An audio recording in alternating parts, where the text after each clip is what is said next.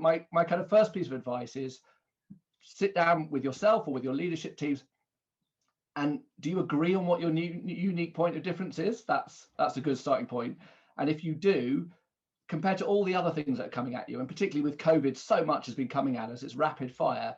Are you really investing enough in that, whether that's time, energy, money, capabilities, compared to all the other things that you have to invest in? So be really clear on your unique point of difference, and are you investing enough in it? The second one, can you on one piece of paper write your purpose, your vision, your values, and does your current strategy match up to that?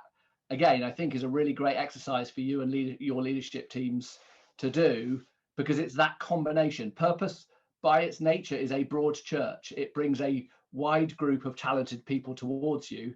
But if you don't organize them from there in the right way, so you know what you're saying yes to and what you're saying no to, it can also be chaos, because everybody can attach their own personal bias to that purpose without that structure that sits around it. And then the third one, of course, on your birthday, you look forward and go, right, what comes next? And I think what we all need as business leaders, whether we're a big business, whether it's a medium-sized business or a small business, is that we need the environment and the world around us to be a good one to operate successfully. We need a fairer and more sustainable future for all of us. How do we get that? Well, my final piece of advice is, how, as a business leader, are you thinking, how do I spend as much time collaborating as I am competing? And, the world of business has always been about compete to win.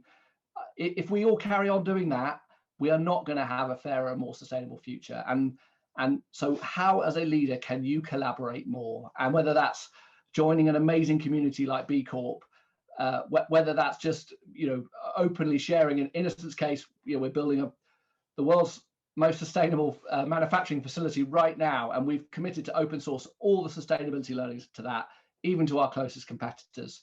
Right now I'm helping one of my competitors become a B Corp, because ultimately it's a team sport. If we don't all move, it's not going to be good enough. Innocent being good on its own doesn't get you anywhere. The collaboration that's required to move this forward is really important. I mean, my final kind of piece of advice, given the sponsor of today, is about the Better Business Act. And the Better Business Act is ultimately trying to say, how do we in the UK, in boardrooms, get directors to think people, profit, and planet in balance?